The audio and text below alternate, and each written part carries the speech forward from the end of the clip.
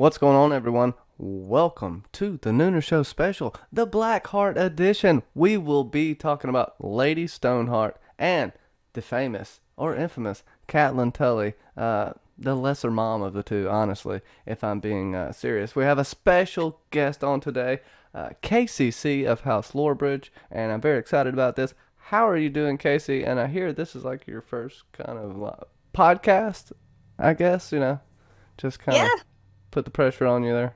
Whatever. Who knows? yeah, it is. I'm doing really well, though. I'm excited to Well, be here. that's awesome. I'm excited to have you. You have some good thoughts, not just blowing smoke up your ass, so we'll talk about that. Uh, Lady Catelyn Stark, don't really call her that in public. Call her Catelyn Tully, okay? Is the wife of Eddard Stark. She was formerly betrothed to Brandon Stark, the elder brother of Eddard Stark, the better brother, honestly, in everyone's eyes. Poor Ed. Poor Ned. I'm sorry. Poor Ned. He's just. No wonder he taught John how to brood so well.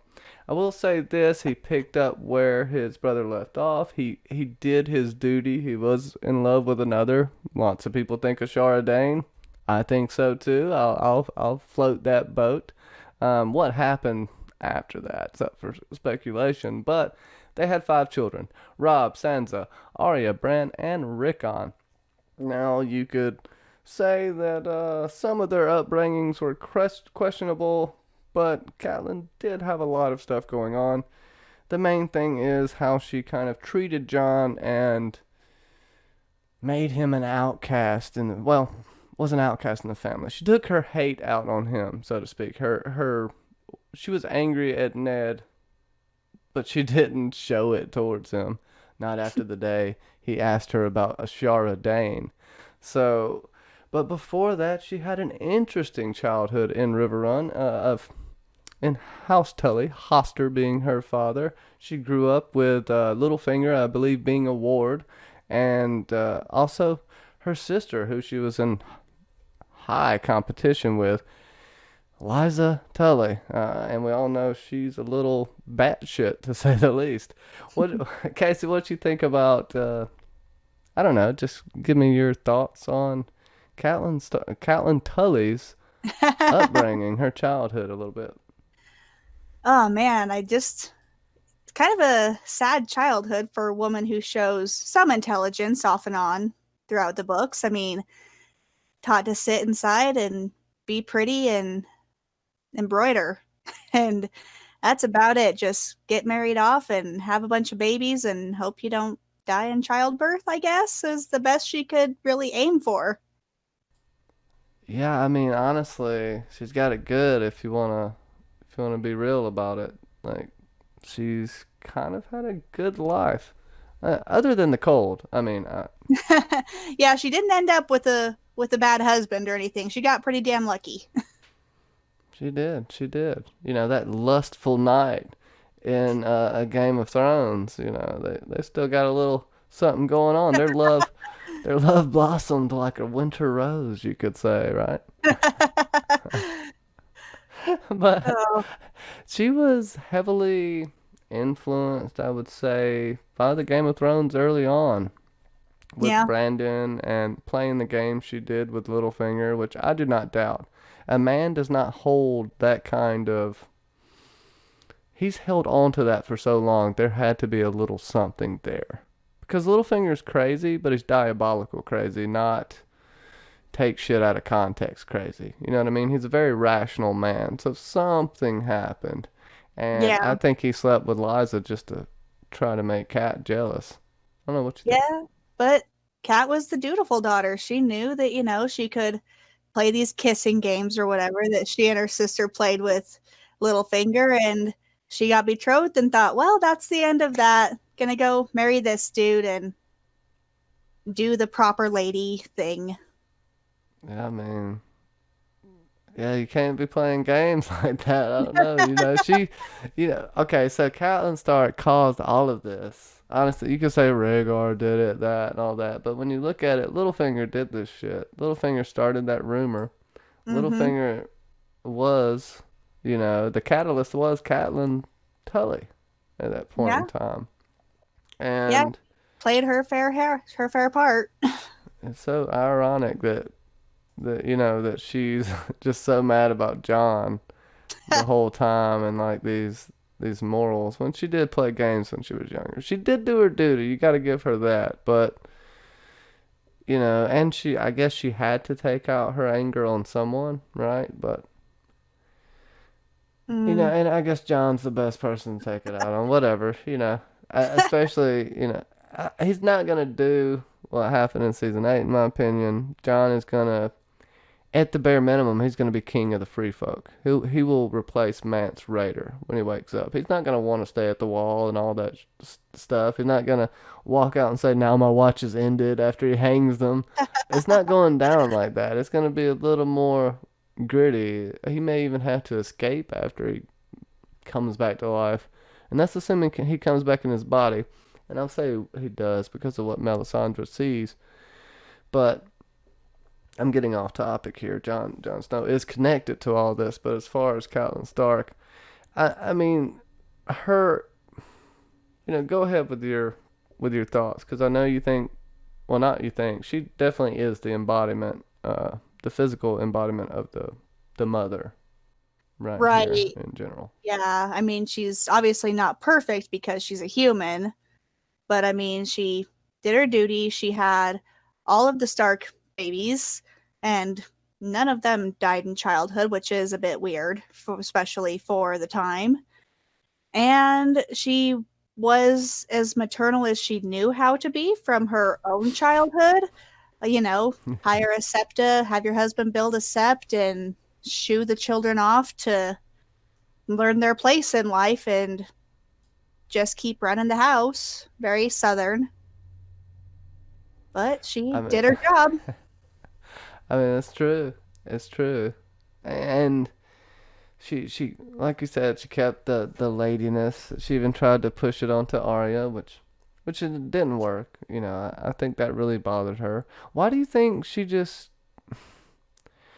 even before everything that happened with Bran, she wasn't necessarily too attentive to Rickon?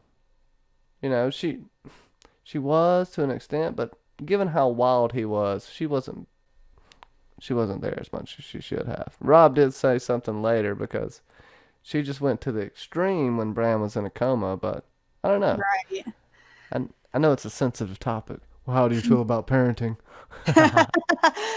No, I think Rickon, he was 3 in a Game of Thrones.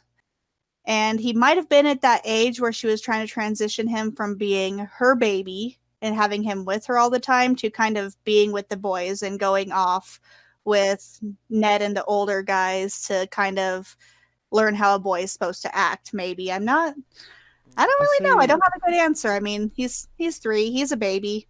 Let him sit on your lap, cat. Come on. I would only argue that she treated Bran more like the baby than she did Rickon. Yeah, she did, but also she and Bran have meaningful interactions, conversations, stop climbing and all that. So Rickon was just kind of another kid by the wayside. Poor, Maybe she just had too poor many to keep track of. Rickon. And I mean, like during her journey, I say she makes good decisions and bad decisions. Technically, right? She has good war strategy sometimes. She has good.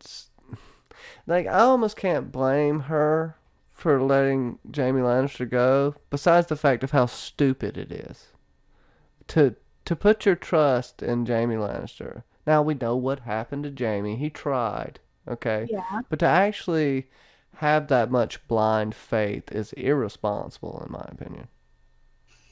Yeah. Yeah, I can see that.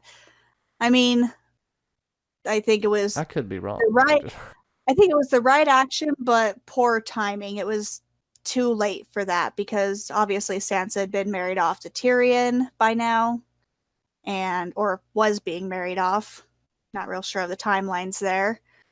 But I mean it was the right action. Even Rob admits later that had he listened to her and let Jaime go sooner and took that leap of faith, they might have at least Sansa. They were hoping for Arya too, but we all know that wasn't ever going to be a part of the deal because Arya got the hell out of there pretty quickly. she, she did. Arya ain't got time for none of that. Okay, um, but she tries to hang on to what she has. This accident happens. She was already kind of distressed because she's got to let a lot of her children go. Mm-hmm. Ned is there, but he's distant a lot of the time. So you can't blame her for wanting companionship with her favorite children. And I'm sorry, moms. I'm sorry, parents. You'll tell your kids you don't have a favorite, but there is a favorite. Okay, it's just that's how life works. Okay, it's not all happy butterfly farts and rainbows. Okay, but you can see this here when you have a little bit of an objective opinion, and I would say Kat is she's a little bit of very, I don't know, she's times two on how she treats her kids as far as favorites and that go. But her original five, she loves them all, I would say. Yeah. She has an attachment more to Sansa and Bran, but Bran was the first boy, right? And Sansa the first girl, right? Rob was Yeah. the first boy. Rob, what the hell am I thinking about? Sorry, see? Thank you Bran for did seem to busting be me the there. favorite, though. I think it's But why you got Bran on the brain. see, the middle child, Bran being the middle child too. I don't know Yep. why I even said that. It's like a Freudianism because of how she treats Bran. She does treat Bran like the first son, doesn't she? Yep. Sansa's her perfect little lady, and Bran, I don't know quite why she seems to favorite him, or if it's This is the just theory. Okay, what do you think about this theory? That Brandon is really Rob's father. That she was pregnant by Brandon before Ned married her. I've That it heard happened that, like at the same exact right? kind of time, you know? I mean, Right? They happen really close together. Uh, the tinfoil side of me really likes it. It's juicy gossip, it's very yeah, it's grocery store definitely juicy. tabloid. But we don't see anything in any of her POVs that indicate anything about her not being a maiden when on her and Ned's wedding night. So Hmm. the tinfoil part of me likes the theory, but I'm not banking on it. Well, if you believe Littlefinger, maybe Rob is Littlefinger's kid, but I doubt it. No. Um, spitting, spitting horrible gossip on the Nooner Show, Blackheart edition. Anyways, I think she really does start to hold on even more to. Well, you see her hatred for John, so to speak, or her loathing. She more loathes John. I don't know about her hatred. Like if she really broke down her feelings, I don't think she would hate him. But it says in the Storm of Swords from your notes, she sees treachery everywhere, being Hmm. more open about her hatred of John, comparing him to Theon, and this is when Rob's wanting to make John the heir, the presumptive heir at the time. Like he trusts John. Rob and John grew up together. They're closer brothers than anybody in Winterfell. They're the closest brothers right now. Hmm. Even Ned and Benjen aren't really close, and that's kind of saying something. But John and Rob really, really were two peas in a pod the whole time. I don't think John would have survived mentally the way he did without Rob. But No, I don't think so either. her hatred. What do you think about her? Just do you think that was just more of foreshadowing her seeing these enemies everywhere? But also, she's kind of being prophetic here too, right? Not with Yeah, John, but yeah, right. No, I think she starts to kind of see the treachery everywhere right after she wakes up after Bran's assassination attempt, and she starts to realize that, she can't really trust anybody outside of her house and the people that have been with the family for years. And I think I agree with what you said about her feelings about John. She doesn't really hate him, at least at the beginning. He's just kind of annoying. She, thinks that she knows men have bastards, but they usually don't have to see them at the breakfast table, kind of a deal. that bastard. So, but I think she really does start to hate him, especially after Theon goes back to the Iron Islands and then betrays the Starks by sacking Winterfell because she thinks of Jon as an outsider to her family, just like Theon. So she starts to think of them in the same way, how they're See, outsiders and can't be trusted. yeah, and that's not really unreasonable at this point. Seeing what happened to I can't blame her for this decision. But I can blame her for not getting to know Jon and know that that's not him. She never gave Jon the chance to ever get to know his personality or who he was. She didn't want him Well, in her sight. He had to stay out of her sight, basically. and because if she knew that he wasn't really Ned's son, that he was Lyanna's son, she'd have been the cool aunt who's going to dote on him his whole life because he's a poor little orphan boy. It would have been different, honestly. I mean, Cat gets a lot of hate, and this is a good argument. I like your argument for you. I still support the Cat hate, Mm-hmm. but I'm not gonna lie. I can't really fault Cat for everything she did. I see why she went down the path. It's almost like she had to. There's Yeah, other she's got a decisions pretty she could have clear made, breadcrumb trail. but any other decision she would have made would have been just her sitting on her ass, really. She's Yeah, trying to get some shit done. And you got to give yeah, that to her at least. yeah. She's in a limited spot. She can't do a whole hell of a lot. Her husband's gone off to King's Landing, and she has a 14-year-old son who's trying to control everything, and she knows he doesn't know anything yet.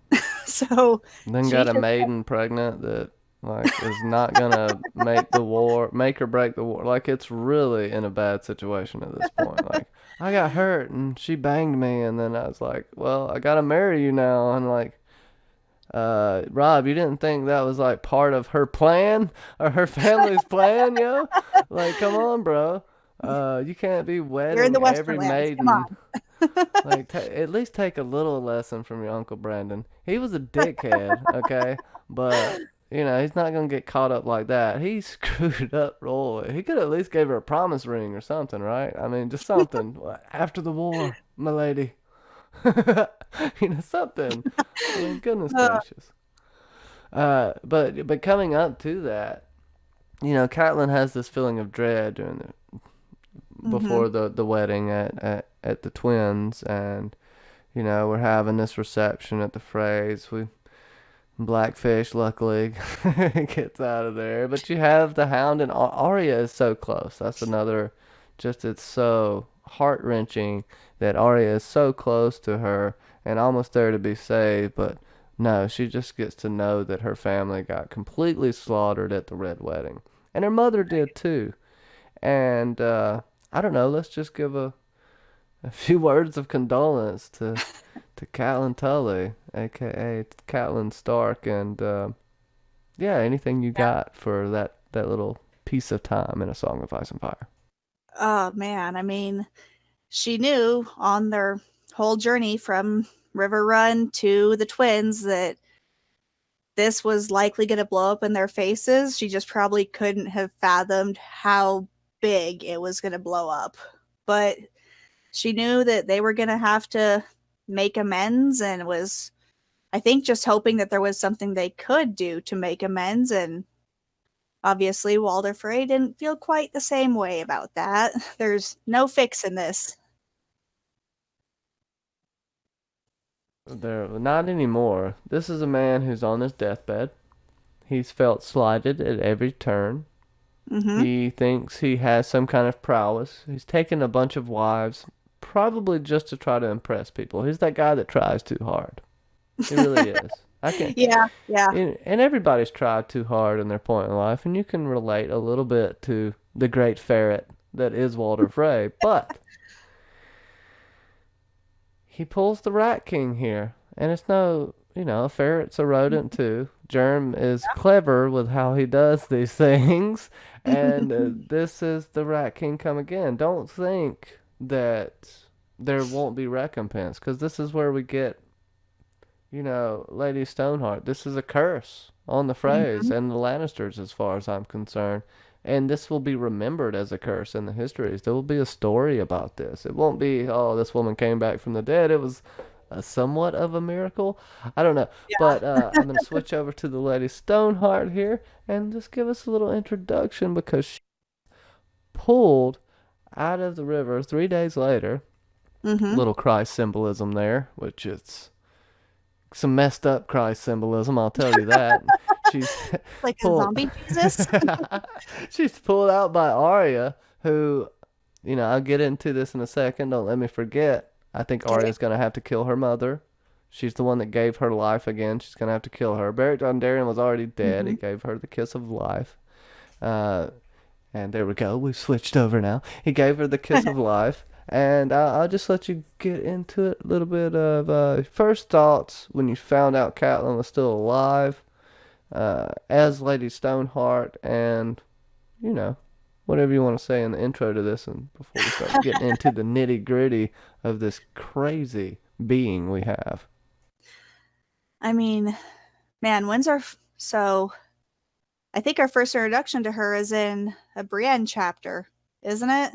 With Thoros talking about how her resurrection came about. We hear from Arya about It's warging from into one of the Nymeria. phrase, I think. That's right, Merritt Frey.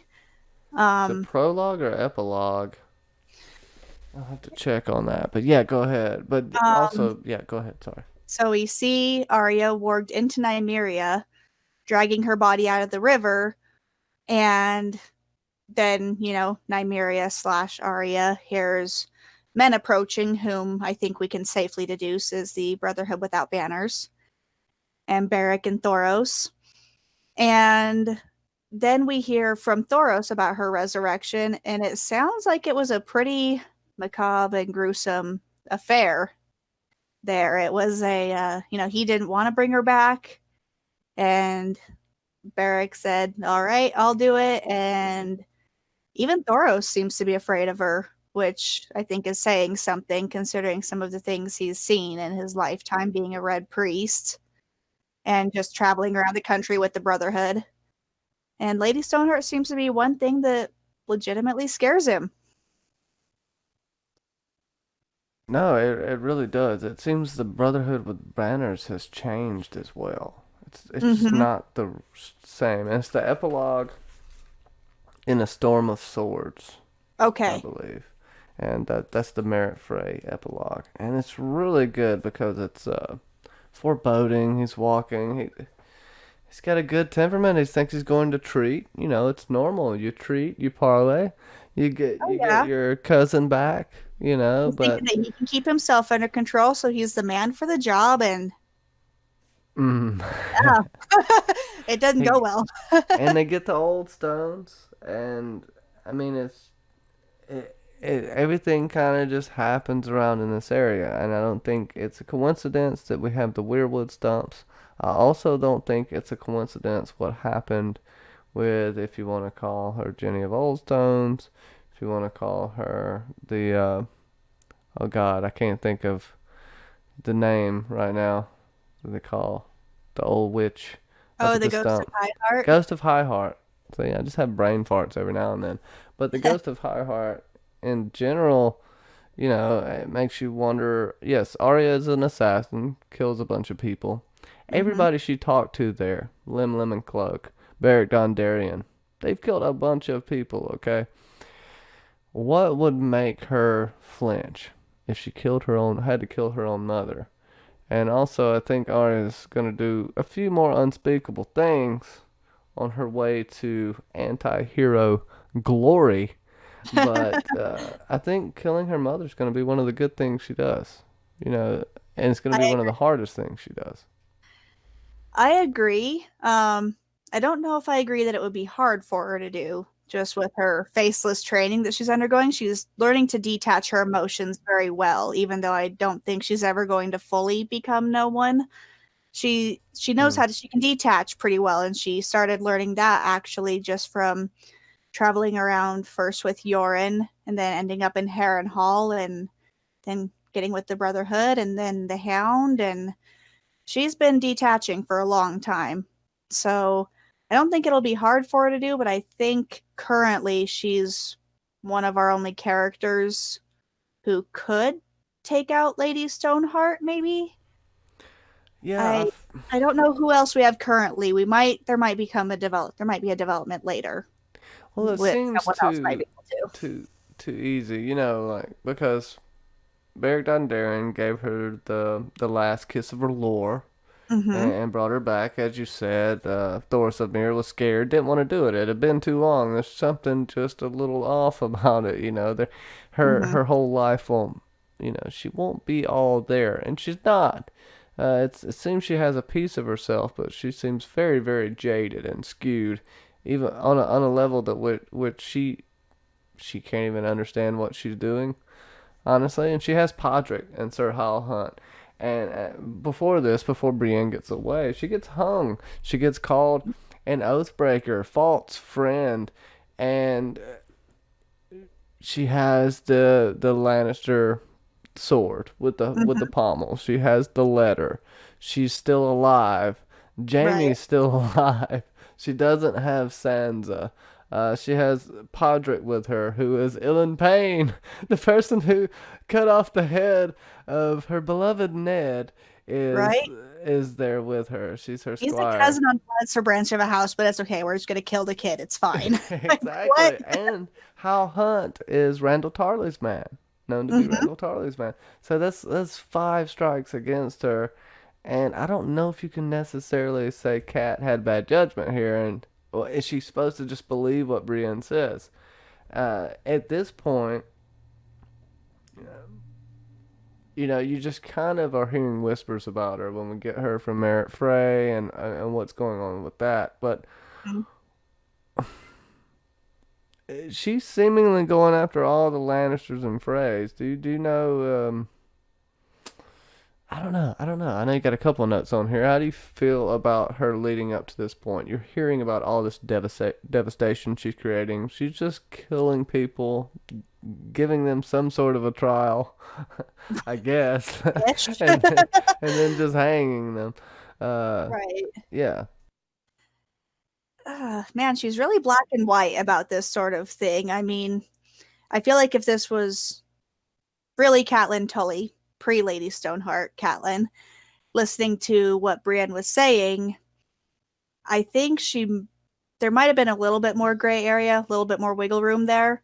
But Lady Stoneheart is just so black and white that she just sees what she sees and she only trusts what she can see with her own two eyes. There's no logic or reasoning with her at this point in the state that she's in. You know, she's so full of all this anger and hatred that has come up a few times through as the story went on. She just becomes more hate filled and more resentful to those around her and more self reliant. She doesn't talk to people. She doesn't try and speak her ideas anymore. She just gets pushed aside. And so she thinks, fine, I'll do this my way.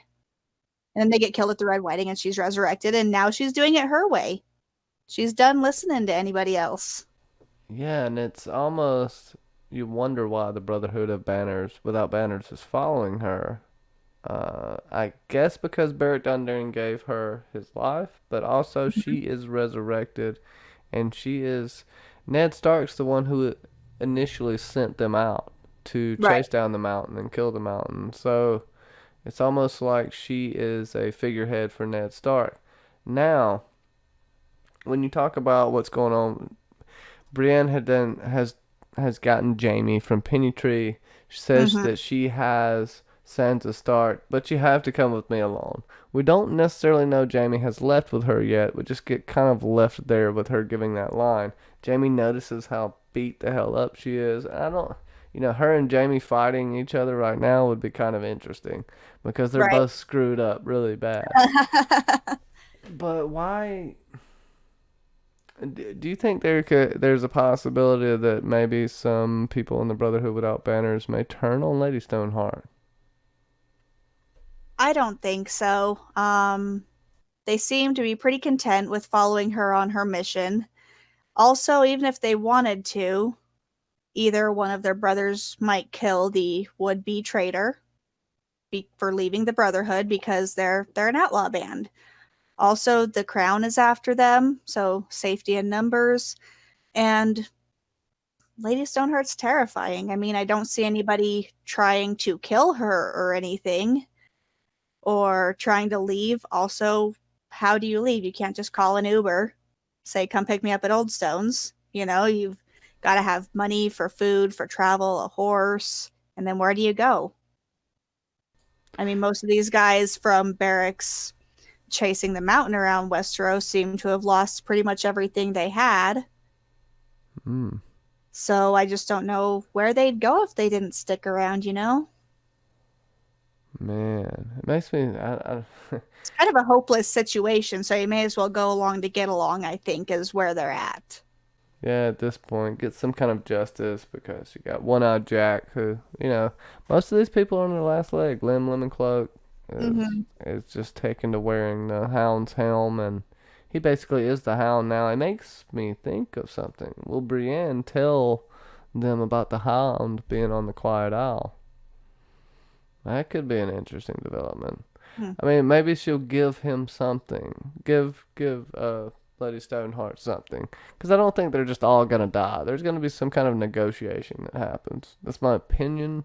I think Yeah, that Lady Stoneheart's gonna aim for bigger and higher goals here because if she does have you know, you can read people. She's using yeah, Podrick as leverage right now. So why wouldn't she try some other kind of deal? So. Hmm. right. Oh, I don't know about the Hound. I don't think the Hound is big enough fish for Catelyn to let Jamie go or Brienne go. I don't think she'll kill Jamie, but I don't know if that's because I just don't want her to. I really don't want Jamie to die just yet. um, but gosh, I almost wonder if maybe they get word of Sansa being with Littlefinger in the Vale, if that might deter Stoneheart. I and just, Shadrick, the Mighty Mouse. Um, that's Shadrick is one of the knights that Brienne walked with when she was going to Duskendale, mm-hmm, and he has just actually talked to Elaine in a chapter, and I think he recognized her. that's right. That's right. That could be So how I it don't I don't know somehow. how the timeline matches up. I don't know if, they'd be in time to get word to Lady Stoneheart, hey, we found your Catelyn's daughter, or if it'd be too late and Jamie and Brienne kind of have to fight their way out of this situation. I feel like he may kidnap her. You think? I don't know. I just thought about this, but it would make sense. How else are you gonna get Sansa out of the Vale ever? How else are you ever gonna get her out of the Vale? She's probably gonna have to be kidnapped, or Littlefinger's plans are gonna have to work out perfectly, which we know they're not. So, and she's been set up with Harry the Heir. How's she gonna get out Right. of that? Is she just gonna slap him and walk away? No, she's set up as being a bastard. Cause Right. now she can get taken away. Yeah, And but that would they be said down the interesting. Vale.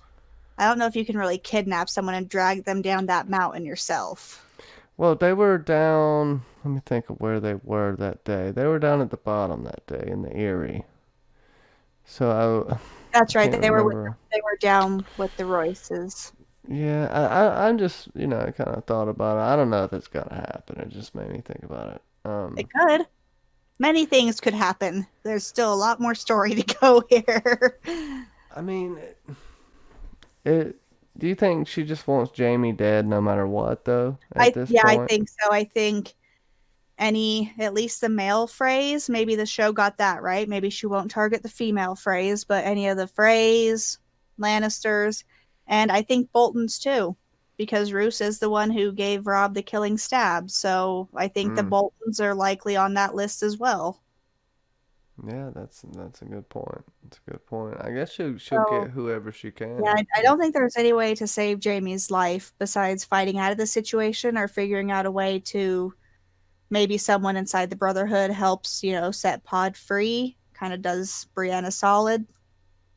And I mean, there's no prophecy saying Jamie and Cersei are gonna die at the same time. Not really. I mean, you could say there's like hints at it, but that could be Yeah, red herrings as well. You yeah, know, George is good at and those.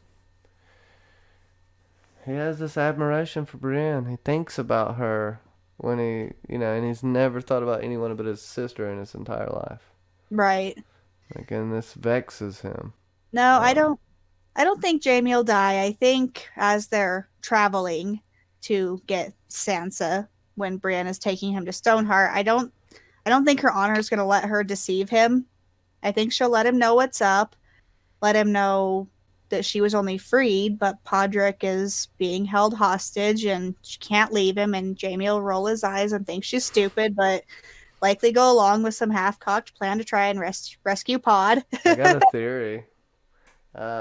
It's a crackpot theory, but you know how Jamie's been practicing with Ellen Payne with Yeah. its sword play. Ellen Hmm. Payne's so quiet and even sneaks up on Jamie and is at the places Jamie wants to practice before Jamie even finds them sometimes. I think Hmm. Ellen Payne's gonna find them and save them. Oh, I would not be mad at that.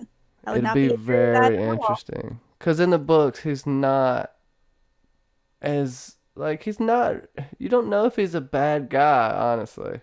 Like he has this Yeah, weird laugh thing he does with Jamie. Like he does this the clacking. like it's like okay.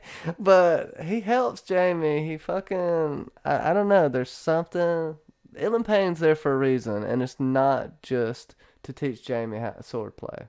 Well, and Jamie thinks about how they've developed this kind of friendship, this Yeah. camaraderie, and he knows all Jamie's secrets. Like him and Jamie are besties as far as Jamie is concerned at this point. And he knows So, how to be quiet. I mean, maybe he might. I mean, Jamie and Brienne are definitely going to need help if they want to try and dupe Stoneheart and the Brotherhood and get out of Dodge. That's for sure. I mean, I could see it. I could see it. I've been trying to think of people that could help him, cause Hmm. he's gonna leave people behind. But we Right. Ellen Payne I seems mean, to be smart, and he's yeah. kind of in charge of making sure Jamie's safe. Right. And I could just see him following him without telling anyone, cause he can't. It just makes Nope. sense. The Silent Night. No, I hadn't thought about him, potentially being helpful here, but he's not a bad candidate. He can fight, and like you said, he can be quiet, and yeah, And this there's is really his no reason why nephew. he couldn't. His nephew is there too. So it'd be kind of interesting for Yeah, him to save his nephew, and then we kind of get to figure out like that this person that we think's fucking awful in Ellen Payne might be kind of an okay guy. That would yeah. be Well, I think so he's just germ. another one of our plethora of gray characters. I Yeah. mean, he was working for the Lannisters, got his tongue ripped out by Ares because he was, chatting up his buddies one day. And I mean, what's a what's a swordsman who can't talk gonna do with his life? I mean, keep being a swordsman. Robert kept him around and he was good at his job and had, pay and place to live. So Payne isn't a huge house, it's a lesser house. And so, like, what are you gonna do? And get a wife without a tongue too, so they have the perfect marriage, honestly. They just I'm right. Um Oh God. Okay, so as far as R'hllor goes, with Lady Stoneheart, I feel like there are going to be implications with this god. Now, Jerem has told us that we're not going to get confirmation that these gods are real, but we will get Right. things that make us question or think that there's some type of magic happening. There's Hmm. something that's paranormal about this. Do you think there's anything else that can come of R'hllor with Lady Stoneheart and the Brotherhood without banners? I know that's a loaded question. Just take your time and you know. Uh, I don't think so. I think Lady Stoneheart is kind of the weird, hybrid mutant thing that was never supposed to happen. I don't I mean, as unnatural as Thoros or, any other red priest or priestess bringing someone back from the dead is, I think it's even more unnatural for it to be kind of a passed along kind of secondhand life from someone who's doesn't really understand the religion like Beric. Yeah, it's like a backwash soul, right? Yeah, I kind of feel like that's how it is. I mean, I don't feel like she has the connection to R'hllor that Beric would have through Thoros. I feel like not having the priest involved, I almost wonder if they didn't break some sort of R'hllor rule, how, the wargs have rules for you don't warg into humans, you don't eat human flesh when you're in an animal kind of thing. I Yeah. almost wonder if, you don't bring someone back from the dead when they're 3 days ripe is a rule of some sort, maybe. Well, see, the 3 days too. That's common everywhere. I think. Mhm. Now, correct me if I'm wrong. People in the comments. I think a solstice lasts 3 days. I think if you look all throughout, I know if you look all throughout history, many different deities were killed and resurrected again in 3 days. The Son of Mhm. God, the Sun God. So Yeah. and Jerem used this as symbolism a lot. And this seems to be I guess a perversion of the resurrection. Hmm. I can't say that Cat's completely gone out of there, but I do like what you're saying about that this goes against kind of the rules of what happens with R'hllor, and maybe Right. this is the epitome of the night is dark and full of terrors, besides the others, Yeah. because she kind of is an other, not an other, Yeah. but a white, you know. Yeah. George has confirmed the existence of these fire whites. So, I mean, I think she's kind of an abomination as far as the religion of R'hllor goes. I mean, she doesn't really look like she's got a real fire inside of her. She got this dead fish syndrome going on. I don't know if that's like too Yeah. fucked up for me to say, but she really does. And uh, I find her character really intriguing. The fact that she doesn't have, she's very ominous. She's kept in that unknown land, that land of wonder, and you're trying to Yeah. figure out what the hell's going on with her. That's the perfect part of sci-fi, fantasy, anything like that. That's what you need to hook you. Besides caring about the characters, and anything you got to care about the characters, but the character development is a big deal when you're trying to. If you want to read something and then you're actually after you read it, you want to try to figure it out later, and then you want to learn about the maps, you want to learn about the history of the people. There's got to be something that catches you there, and Right. and these are one of the things. This underlying magic that will never be explained, but it's not too overt. It doesn't take over the story. You don't have all these things happening and you're just saying, "Oh, well, that's because of magic." No, you Right. can explain it for the most part. So, Right. I see you got here. You're not gonna have like a redemption arc at all for Lady Stoneheart. It's more like a downward spiral, and you Yeah. can almost say it's an arc of something she already wanted already. A Hmm. desire, a hateful desire she had when she was alive that she is fulfilling now as a demon walking the earth almost, right? Right. Yeah, I mean, we talk about other characters like Jamie, for example, starting to do some good things, starting to get his head on straight and kind of redeeming some of his past actions, trying to make amends where he can and trying to be better where he can't. But I mean, I just don't see how this demon that she's become, for lack of better word, could be redemptive in any way. It's just, I think it's kind of the epitome of, a ghost is a spirit that has unfinished business kind of a thing. She's just trying to carry out what she was doing in life, but an arc to me seems like it'll have an end at some point. There'll be some sort of satisfaction at the end of it. Whereas I don't see how she can possibly be satisfied. I mean, even if she kills every Lannister, every Bolton, every Frey, I mean, now what? I mean, she's not going to go back to Winterfell and have a good life with her kids. I mean, Rickon probably thinks Osha's his mom at this point, frankly. Arya didn't really ever seem to need Cat much. Sansa is almost an adult now. Rob's dead. I mean, Bran Bran, can go live inside his Bran mom. I think Bran's going to stay inside a tree. I don't think he's coming back. So, I mean, what? what would she do afterward, after she's done with her list? Hmm. Maybe she'll just die. Kind of fade. Or she'll wait on her daughter to kill her. We don't know. Something we don't know a lot about Lady Stoneheart is if she can see things in the fire. It's not, she's still kept ominous in that regard. And I think Yeah, we may get a little insight into that. Because she was resurrected, they still follow her lore. Thoros is a shadow of himself, though. This is kind of an indicator of what you've been saying this whole time is his robes are faded, pink.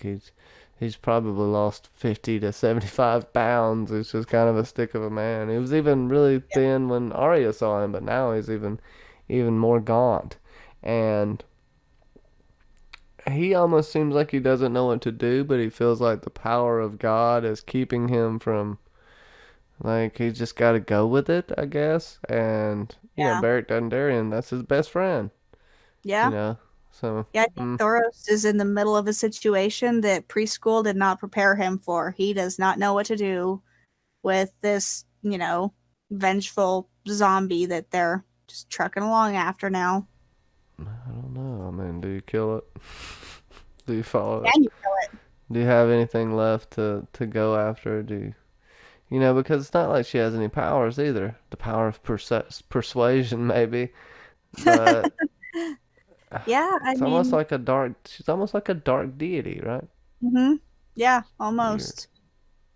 Well, and I mean, you don't want to be the dude that tries to kill her and finds out that maybe she can't be killed or something. I don't know, Dude, but you don't want to be that dude. dude. John comes back in Catelyn's body. Holy shit. You want to talk about poetic justice?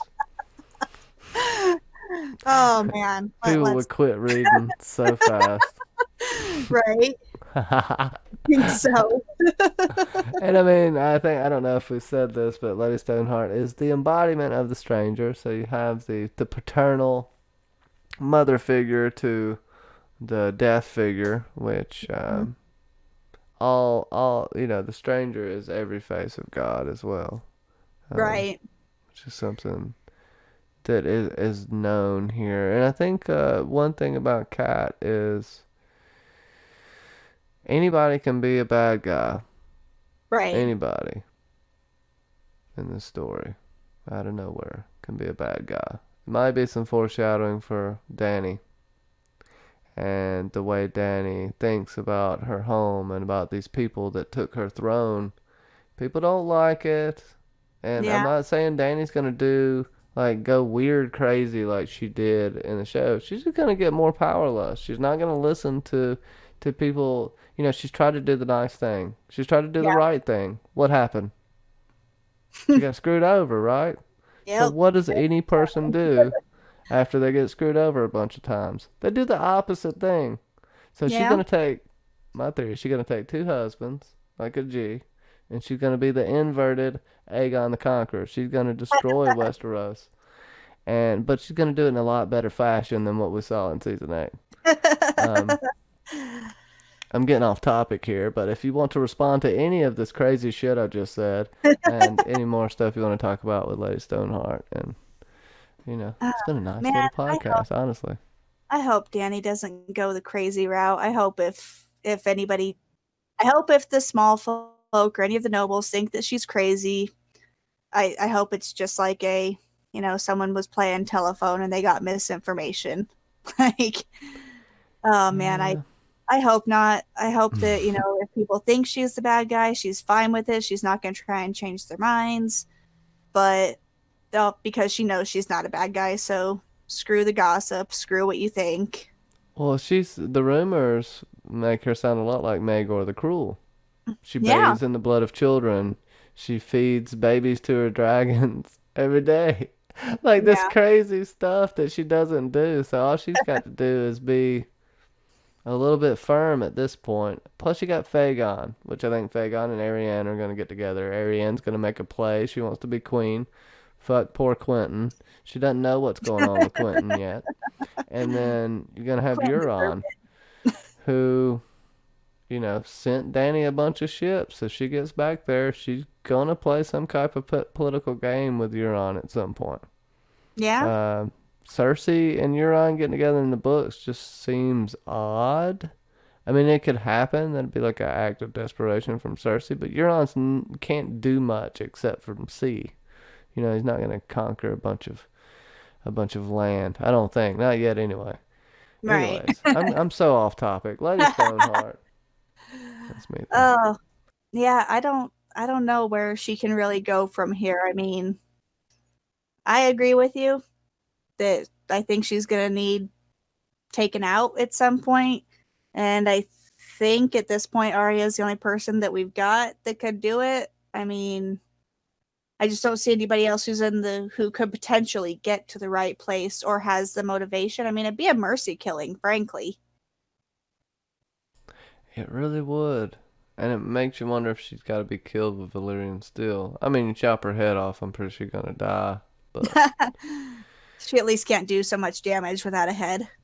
because I mean, you could say that Brienne having to kill Lady Stoneheart would fuck her up, and she's supposed to be Pretty Maris, which she almost is right now. Like, because Jerem was gonna do like a 5-year time jump. He didn't, so he wrote Pretty Maris. Of the second son. No, it's the Tattered Prince, the leader of the second sons. Damn it, man. Anyways, that doesn't matter. We're getting offline with all this crazy lore. But Um, she's gonna not be the best person when she's done with all this stuff. And her having to kill Catelyn could be something too. Um, she yeah, strikes the blood of Catelyn here while Ilan Payne comes in and jacks a bunch of people up. But I I'd don't be know. kind of disappointed to see Brienne kill Lady Stoneheart. It's kind of like George's, giant wolf pack that he says you don't introduce if you don't want to do something with it. I just Hmm? kind of feel like this Lady Stoneheart character. You don't introduce a character that is this crazy and vengeful and hell bent on getting her way and taking out revenge on everybody. Just to have her in there for what, maybe 5 minutes of reading time total is all we've had with her. Could this be why Brienne did the 5-year time jump? Brienne's gonna die. She's gonna sacrifice her life basically to let Jaime escape or get away or something like that. Maybe Brienne dies here. Cause we got used to her in the show a lot, but really, Yeah. Well, and then, I mean, they might have just kept her in the show because they didn't use Stoneheart, and I'm convinced Stoneheart also has a bigger role, speaking of the show, because George seemed to campaign pretty hard for them to have yeah. Stoneheart in the show. And they said no because she wasn't a big character in the books, and I can just see him biting his tongue going, but she's a big part of the books. She will be, I promise. But so, I Mm. mean, this could be Brienne could die, I guess. I mean, that's not outside of their own possibility. We all love Brienne in the show, but she I could see her laying down her life to, defend the innocent, protect the weak, all that jazz. But God, I'm I'd a hate for her to bitch. die too. I don't want anybody to die.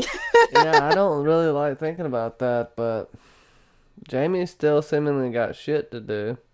If Yeah. Brienne lives, what's she gonna do? Go on a search for Sansa some more? Like, think about that. What's Mm, Brienne's next step if she does live? Be on the run with Jamie? Go write in the White Book? How the hell's she getting there in 2 books? Just like there's right. some That's interesting fair. things to think about Brienne if her story is culminating. But I don't know. I don't know. I think it could go on because you kind of want to see her complete transformation if she's gonna have one, which Jeremy's hinted at. So maybe Hmm. no one dies there. Maybe just Sir Hal Hunt dies, and Podrick could die. He doesn't have all these crazy lines. I mean, Podrick's good, but like thinking about Brienne having to bury Podrick, just like Sir Duncan the Tall had to bury Sir Arlen of Pennytree.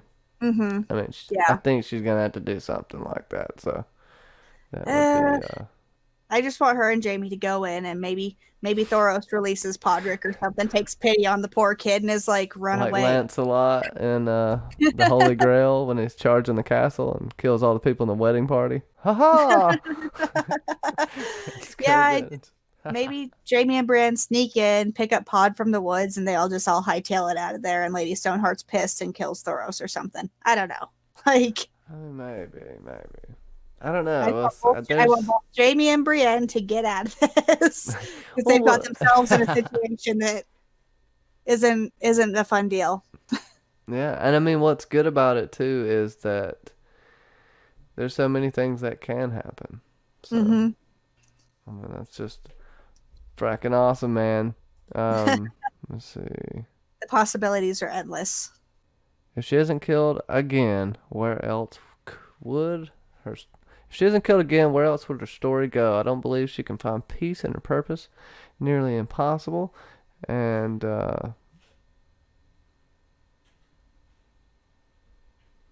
Yeah. yeah. Anyways, let me start over. Got a little door action going on here. If she isn't Oh, killed again, where else would her story go? Uh, me personally, I would say she could eventually just retire, maybe live with the ghost of High Heart. I can't think of many things. I mean, she is kind of the epitome of stranger of death, just like her daughter, mm-hmm. which I don't see a great end for both of them. But if Arya is to live, Stoneheart is definitely to die. And the connection with the pack of wolves, maybe Arya wargs a wolf, and that's how Stoneheart gets killed. Or Arya's with the pack and Stoneheart comes upon her, doesn't even recognize her own daughter. Maybe she Mm-hmm. still has on Mercy's face Yeah. and tries to Maybe. kill her daughter. Or, this is the sad end to Arya, killed by her own mother. Holy crap. People would be mad, but that would be some impactful George's wife shit had right there. divorced him. We all know that Arya can't die because George doesn't want his wife to leave him. Maybe. I mean, maybe he just says that. Who knows? Maybe.